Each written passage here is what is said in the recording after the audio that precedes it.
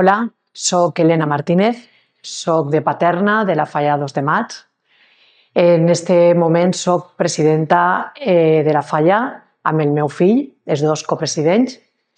Soc fallera major infantil, la meva filla també, fallera major infantil, fallera major, i estem tota la família implicats en la falla des de molt menuts.